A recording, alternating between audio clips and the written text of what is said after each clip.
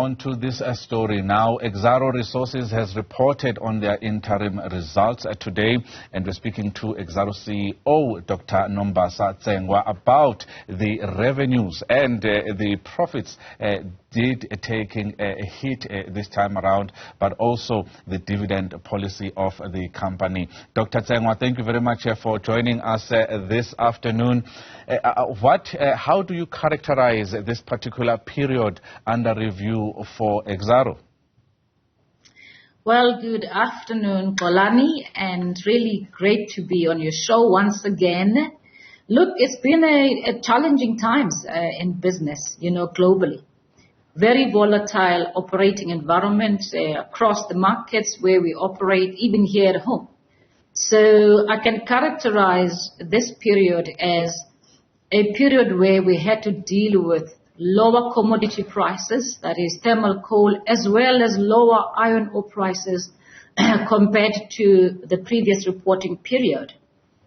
And really that has seen the results in terms of our earnings.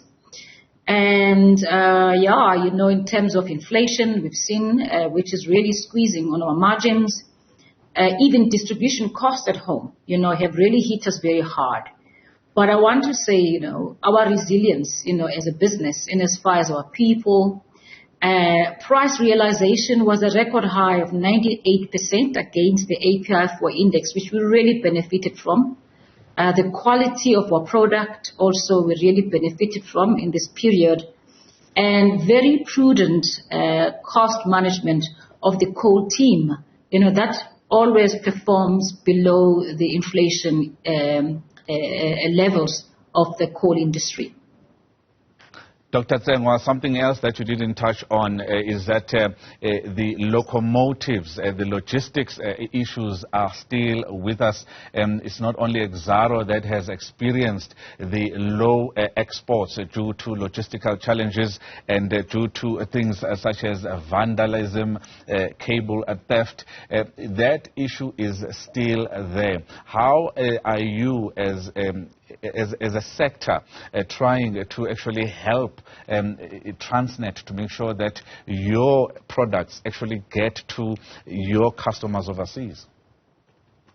Yes, the challenges we get from subpar performance from Transnet hits us very hard on all fronts.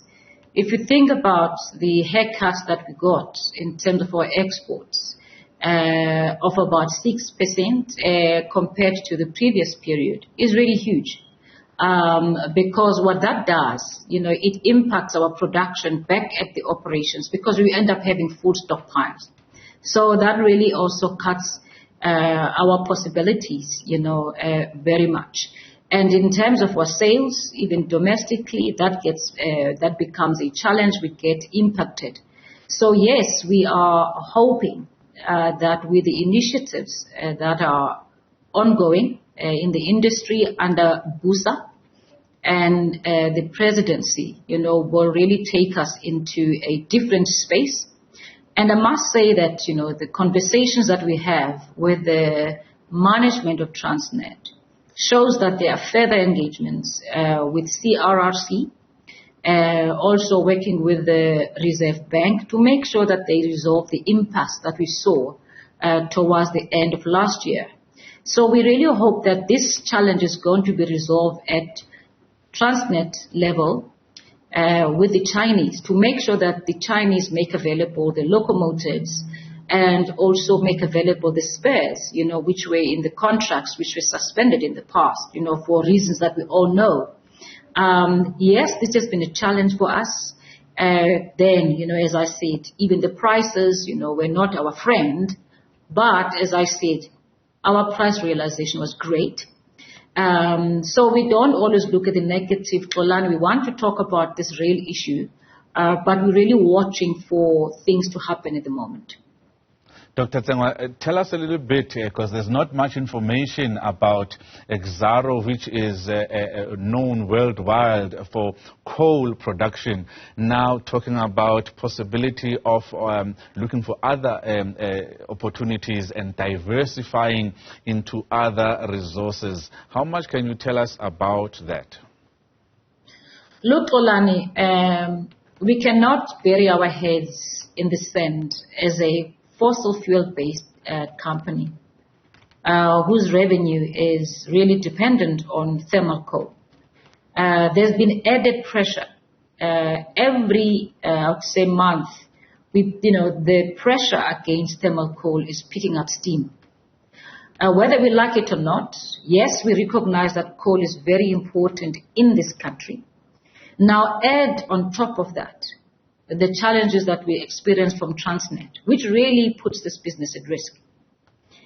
And we look at what's happening globally and the opportunity of the energy transition, then sets us up very well, to take opportunities in investing in other minerals to mine, because we're miners after all. There's nothing wrong with mining. We mine, opportunities are there, and there will be demand for minerals that will contribute in this energy transition, like copper, like manganese, and aluminium, which comes from bauxite.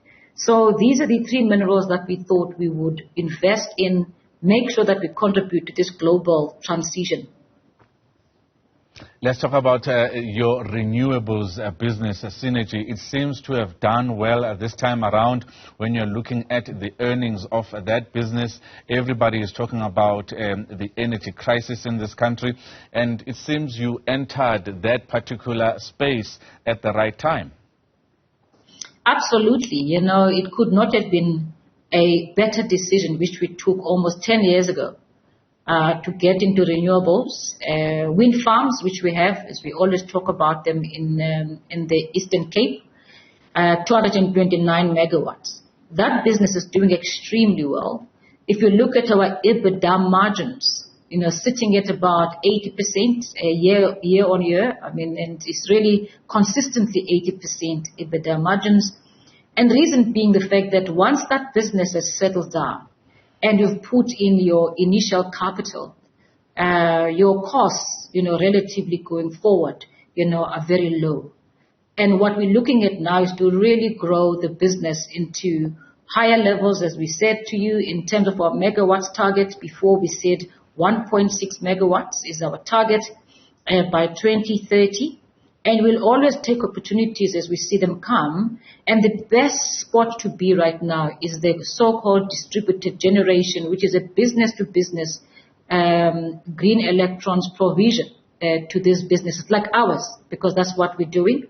Started with our own operations at Grootegeluk, introducing about 68 megawatts of solar power.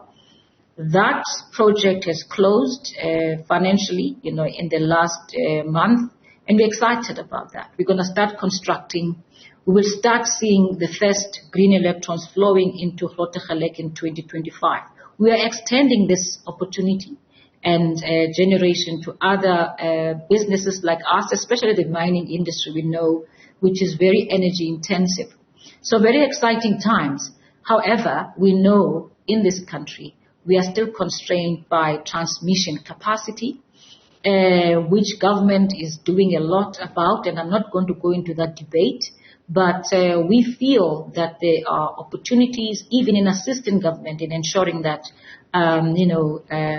this capacity of transmission is developed, including the sites where we position these projects, has got to take care of the fact that there is still this constraint in our system. But yeah, we're gearing up for taking these opportunities in the country first, making sure that we really feed the grid, especially in areas where really Eskom is taking a punch. Dr. Nombasa Tsengwa, thank you very much for your time this afternoon, joining us there to talk about the company's latest financial performance. Well,